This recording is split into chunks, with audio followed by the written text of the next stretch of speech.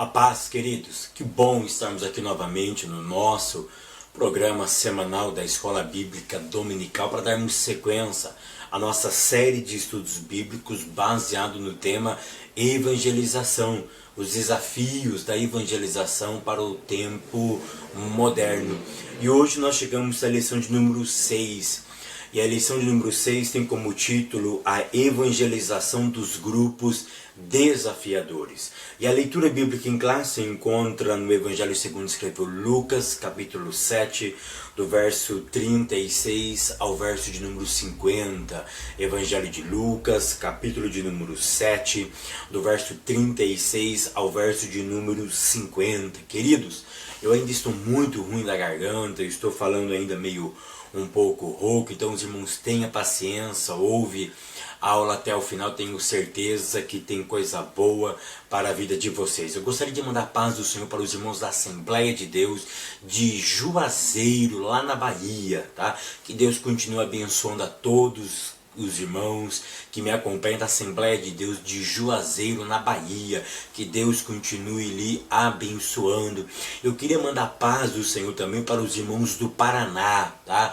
Especificamente para os irmãos de Curitiba que me acompanham. Que Deus continue lhe abençoando. Amém, queridos? Então hoje vamos falar sobre a evangelização dos grupos desafiadores. O tema já diz, os grupos que nós vamos estudar são grupos desafiadores. Por que desafiadores? Por alguns motivos, tá? Quais deles, por exemplo, são grupos desafiadores para nós? Porque quando nós nos aproximamos deles, nós corremos o risco também de sermos criticados, tá?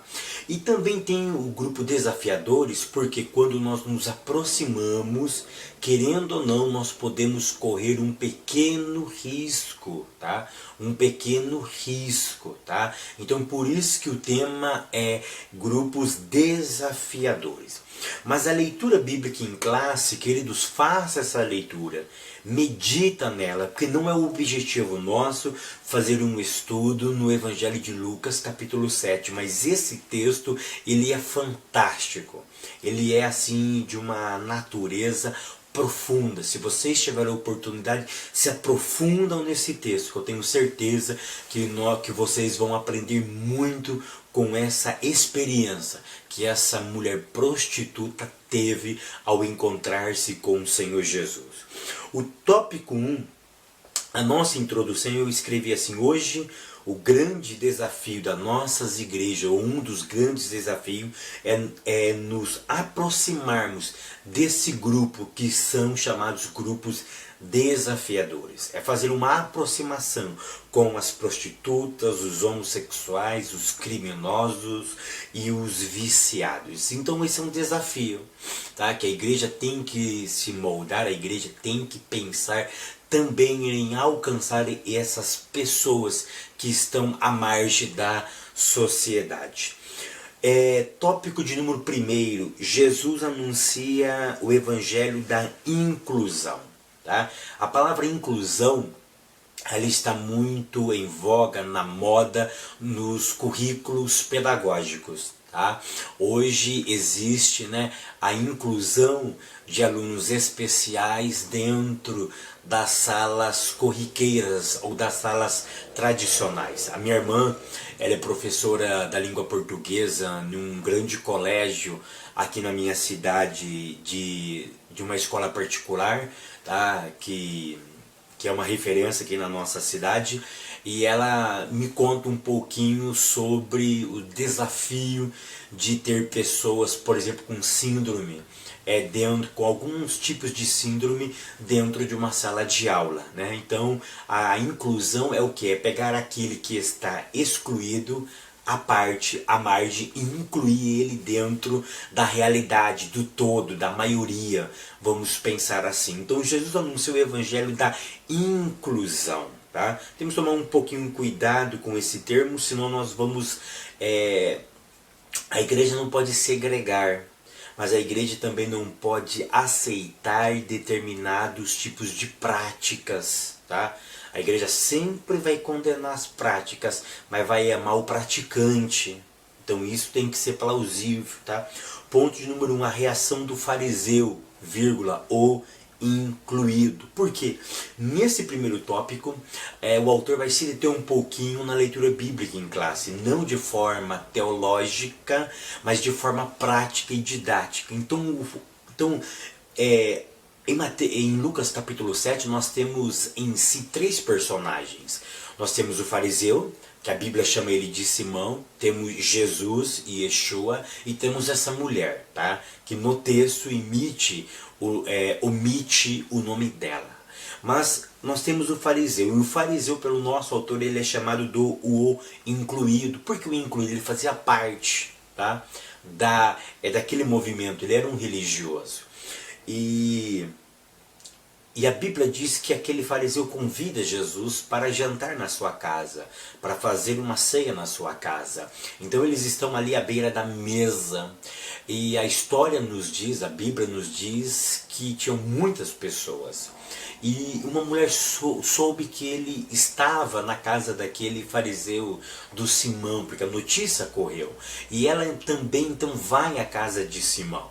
Interessante que a Bíblia diz que ela fica do lado de trás, ou seja, Jesus estava na frente e ela ficou atrás de Jesus, porque o costume judaico ou o costume oriental naquela época de se assentar era um pouco diferente da nossa época. Eles se assentavam no chão e alguns deles colocavam os pés para trás. É por isso que a Bíblia diz que ela chegou e ficou atrás, e a primeira parte do corpo de Jesus que ela toca são os seus pés. Isso é muito interessante, porque ele estava agachado, ele estava assentado, ele estava sentado. Então ela chega na parte de trás e toca então nos seus pés, tá? Porque o fariseu era o incluído, porque ele estava à mesa, ele estava junto com Jesus. E aí ele começou a pensar que aquela mulher estava tocando, Jesus não tinha visto quem era que estava ali tocando. Ele pensou, se realmente ele é profeta, se realmente ele é um Navi, ele vai saber que ela é uma pecadora. Observa que ele qualifica ela no seu pensamento. O fariseu já estava com um pensamento exclusivista ou de segregar as pessoas. Ele poderia ter pensado, se ele é profeta, se ele é Navi, ele vai saber se é homem ou se é mulher. Ele vai saber quem está ali tocando. Não, ele qualifica ela. Lucas tem o capricho de narrar que ele dá um adjetivo para ela. E ele dá um adjetivo de forma pejorativa, para inferiorizar aquela mulher. Ele se colocava como santo, como escolhido, como religioso, como participante do reino. E ele a qualifica como excluída, fora da sociedade, fora do reino de Deus. Então Jesus, de forma muito inteligente, muito sábia, conta aquela belíssima parábola. No ponto 2 diz assim: a reação da mulher a excluída. Voltando um pouquinho no ponto 1, o nosso autor ele faz uma pergunta para nós. Será que não estamos agindo como o fariseu? Ou como um fariseu? Será que às vezes, quando nós olhamos pessoas que não faz parte da minha igreja, que não faz parte da minha comunidade, nós os excluímos? Será que nós não, às vezes não somos um tanto fariseu? Achamos que o céu só pertence a nós, a graça só pertence a nós, e que o outro está excluído, que o outro não é participante? Às vezes nós somos um pouco fariseu. Às vezes nós agimos como fariseu, segregando pessoas. E o ponto 2 diz a reação da mulher, vírgula, a excluída. Então o fariseu era o incluído, ela estava excluída. Perceba que ela estava atrás de Jesus, isso mostra que ela estava fora da mesa. Ela estava indefesa, só tinham olhares reprovadores a ela. Ela estava humilhada. Ela estava segregada naquela reunião. A única coisa que ela pensava é que Jesus podia mudar a sua história. É por isso que ela vai ao encontro dele. Ela vai como uma excluída. Ela nem se apresenta a ele quem ela era. Ela fica na parte de trás, representando o quê? A segregação, fora da comunhão, indefesa, incapaz de se defender. Ela estava reconhecendo que ela realmente não era nada. Ela estava à mercê da mesa. Mesa fala de comunhão. Mesa fala de agregar-se. Ela estava como os desagregados, fora da comunhão. Ela não partia o mesmo pão. E aí vem o ponto de número 3, a reação de Jesus, vírgula, o amor inclusivo. Jesus conta aquela parábola sobre aquele que devia 500 e o que devia 50. E o fariseu responde de forma correta. Então Jesus olha para ele e diz que aquela mulher, que era muito mais pecadora do que ele, alcançou muito mais graça do que ele. E aí Jesus olha para ela no final do texto e diz: vai mulher, a tua fé te salvou, vai-te em paz. Ou seja, a palavra paz em hebraico, eu já expliquei várias vezes, é shalom. Ou seja, shalom significa, vem de uma raiz hebraica shalem, que significa aquilo que lhe completa. Ou seja, você não tem mais falta de nada. Tudo está completo. Era como se Jesus dissesse para ela: olha mulher, te faltava uma coisa, mas a partir de hoje não lhe falta mais nada. Shalom para você. Hoje você sai daqui uma mulher completa. A graça de Deus te alcançou.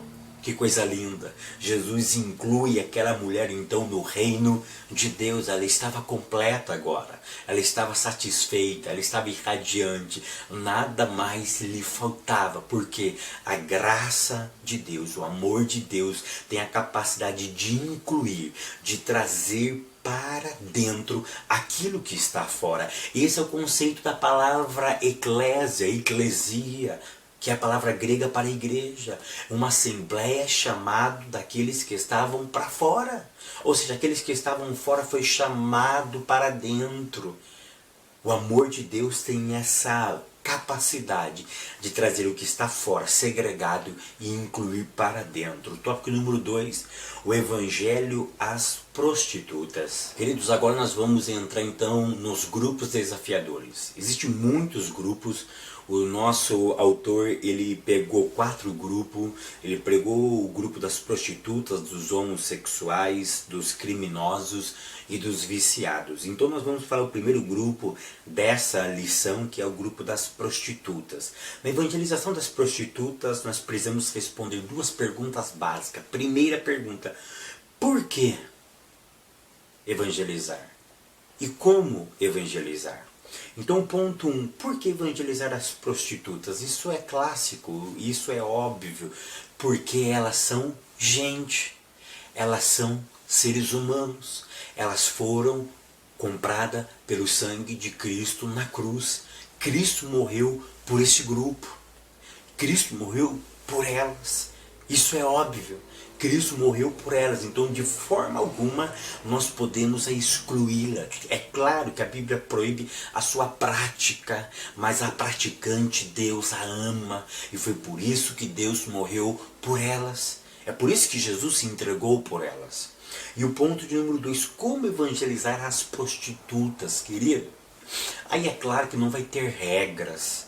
Tá? Não vamos aqui passar uma regra, não vamos fazer aqui uma pauta de como evangelizar. É claro que nós devemos ter alguns cuidados, por exemplo, se é bom, tá, que num trabalho desse seja muito bem planejado antes de ser executado. Por quê?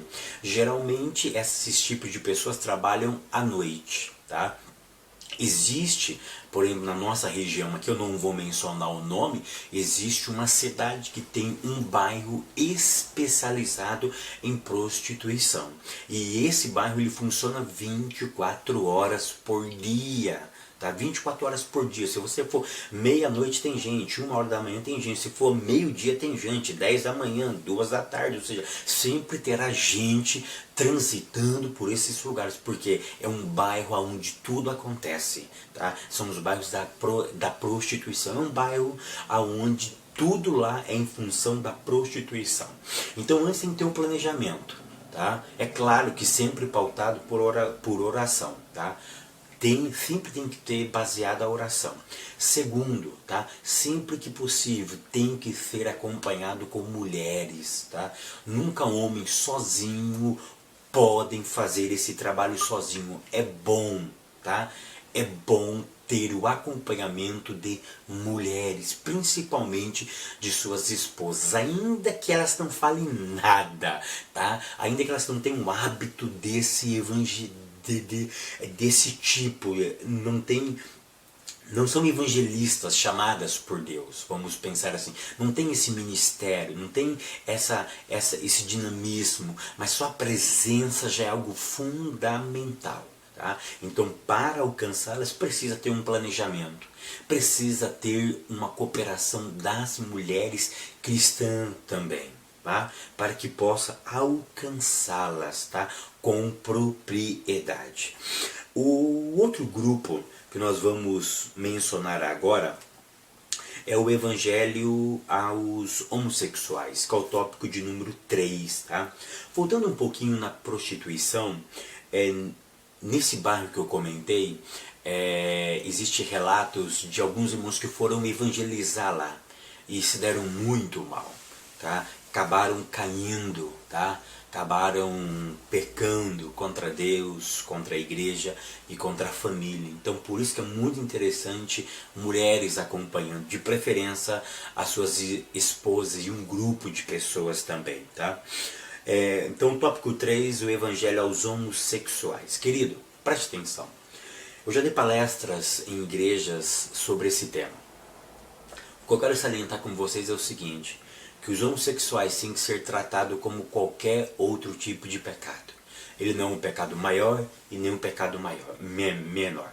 As pessoas falam do homossexualismo, acham que é o final da carreira. Acham que é o pecado mais grave da sociedade. Claro que não. O homossexual tem que ser tratado igual um viciado em droga, igual um viciado em bebida. Tá? Você tem que ser tratado ele como qualquer outro tipo de vício, de desvio de comportamento que a pessoa possa ter. Então não vamos enaltecer, colocar como um dos maiores pecados, tá? Porque não é verdade. Ele é pecado como qualquer outro tipo de pecado. E o tópico 1 diz assim, os homossexuais em Corinto. Tá? Nesse ponto eu quero salientar que a igreja de Corinto era uma prova viva de que o homossexual, tanto mulher como homem, tá, tem a possibilidade de se limpar, tem a possibilidade de ser alcançado pelo Evangelho de Cristo. Se nós lermos com cuidado 1 Coríntios, capítulo 6, o verso 10 a 11, vamos notar que existe a palavra efeminados, tá? Que dando a ideia aos homossexuais, dando a ideia de que eles foram limpos pela palavra que aqueles irmãos pregavam. Então uma coisa que nós precisamos salientar, somente a palavra de Deus pode limpá-los. Então, ou seja, nós devemos tratar ele como qualquer outro tipo de pessoa que carecem da graça de Deus, que carecem da misericórdia de Deus. Como evangelizar eles? Queridos, outra vez eu digo, não existe uma fórmula. Tá? O problema desses tipos de pessoas é que nós temos a mania de segregá-los. E vamos dizer entre nós evangélicos, somos um pouco preconceituosos concernente a esse tipo de pessoas. Porque se nós vemos uma pessoa que é meio afeminada, que tem um jeito, porque nós fizemos um estereótipo. Querido, nós somos um pouco preconceituosos. Porque nós, preste atenção, quando nós vemos alguma pessoa que é mais assim, tem um jeito mais mais doce, mais amoroso, porque nós criamos um modelo de homem. Fala grosso, anda todo... Ou seja, ele tem uma postura de homem. Né? Nós criamos esse modelo, o homem tem que falar grosso, o homem tem que... o homem não... Nós criamos a ideia de que esse é o tipo de homem, fala grosso, anda sempre durinho. E quando temos aqueles homens que com uma voz mais finas, com um jeito mais amoroso, nós o recriminamos. Isso está dentro da própria igreja, porque temos pessoas dentro da nossa igreja, homens com voz fina, com um jeito meio assim que nós achamos é meio estranho o agir dele. Aí nós pensamos, nossa, aquele irmão parece meio boiola. Porque o termo boiola já é um termo pejorativo. Já é um termo pejorativo. É um termo que nós estamos minimizando ele, segregando ele. Nós somos sim preconceituosos. E nós temos que tomar cuidado, querido. Porque isso faz parte do ser humano. Ter a voz mais fina, ter um jeitinho mais delicado de tratar as pessoas, de fazer as coisas. E se nós não tomarmos cuidado, nós vamos segregando as pessoas que estão em nossa volta. Nós vamos criando modelos e tipos de homens. Por exemplo, mulheres. A mulher sempre é mais afeminada, mais doce, mas tem aquelas mulheres meia dura, mulheres que jogam futebol, por exemplo. A Marta, a mãe da Marta, a Marta, para quem não sabe, é uma das mulheres que mais joga futebol no mundo, né? Já ganhou várias e várias vezes como melhor jogadora mundial de futebol de campo, né? E a mãe dela, numa reportagem, disse que sofreu muito. Perdão, queridos. Que a mãe dela sofreu muito. Por quê? Porque todo mundo falava que a sua filha parecia homem, né? Ela sempre jogava com os homens. Ou seja, é o jeito da pessoa. E nós temos que respeitar esse jeito dela. Nós temos que respeitar essa maneira que ela tem como ser humano. E se nós não tomarmos cuidado, nós vamos segregando. Nós vamos matando as pessoas aos poucos. Então, queridos, evangelizar esse tipo de pessoas é um grande desafio para nós. No meu ponto de vista, muitos dos nossos irmãos, dos nossos obreiros ainda não estão preparados para lidar com esse tipo de pessoas, para lidar com esse tipo de comportamento. Tá? Nós precisamos passar por estudos, nós precisamos ser educados para tratar esse tipo de pessoas ainda. Tá? O Evangelho tem que ser para eles. Eles têm que ser alcançados pelo Evangelho. Eles têm que entender que essa não é a vontade de Deus. Mas existe a maneira correta de abordá-los. Existe uma maneira correta de conversar com eles. Não condenando-os, mas mostrando para eles que eles são importantes. E que eles precisam saber tratar, viver com essa vontade que existe dentro deles. Mas que eles precisam lutar com a graça de Deus, porque somente com a graça de Deus que eles podem vencer esse desejo pecaminoso. Um outro grupo que o nosso autor trabalha aqui é o Evangelho aos criminosos. No ponto 1, ele fala que a capelania de Paulo e Silas. Ele diz que os primeiros capelães foram Paulo e Silas. É claro que isso é uma maneira de se expressar, né? Porque Paulo não estava ali como capelão, nem Silas estava como capelão. Eles estavam presos e eles cantavam, eles anunciavam o evangelho porque eles tinham alguma liberdade. Mas enfim, eles ali no sistema penitenciário da cidade de Filipos, eles estavam presos e eles anunciavam o evangelho de Cristo, tá? Então, Paulo e Silas, ele puderam anunciar o evangelho mesmo dentro de uma penitenciária.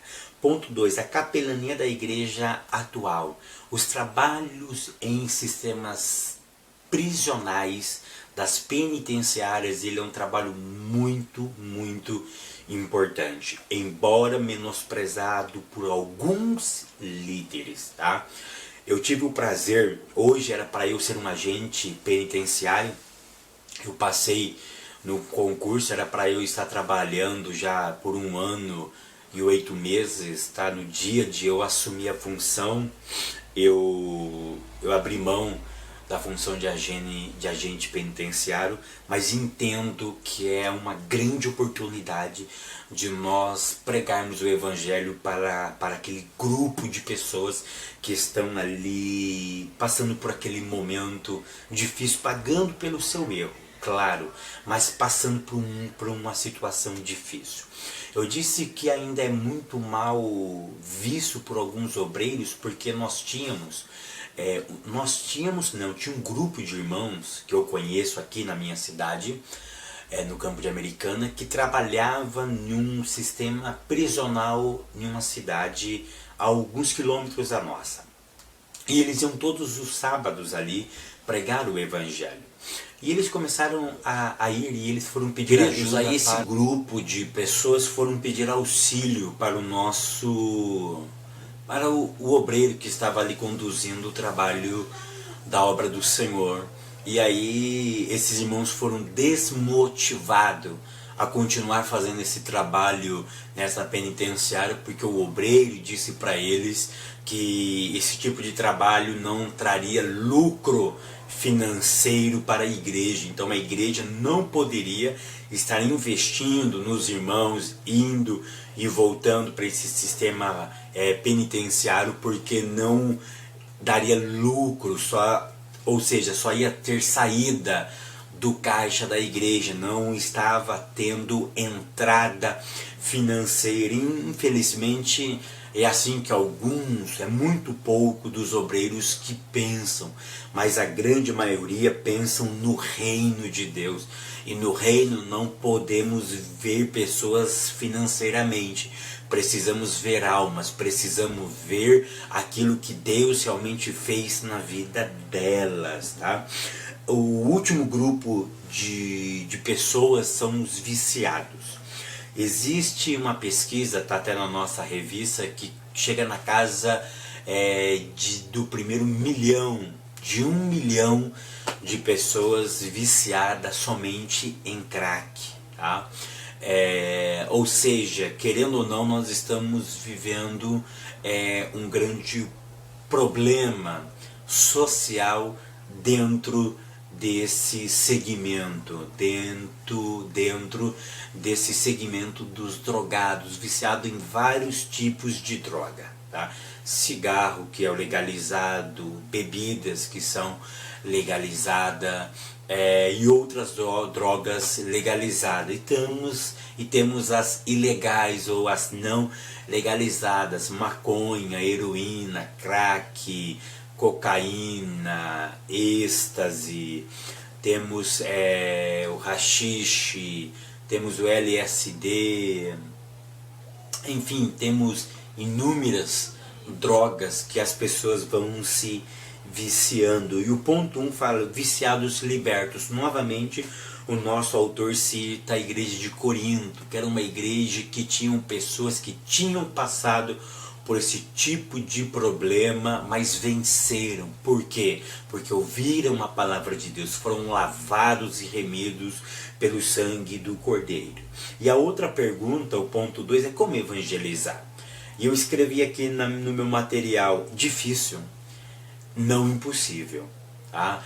Por que difícil? Porque, como o nosso autor relata, são pessoas que já estão assim, que perderam às vezes até o discernimento, a sensibilidade. Pessoas estão profundamente com seu psique afetado e não conseguem discernir algumas coisas. O seu corpo pede e ele simplesmente, como por instinto, vamos dizer assim, age se viciando, se drogando, se embebedendo, vivendo de forma ilúcida através das drogas.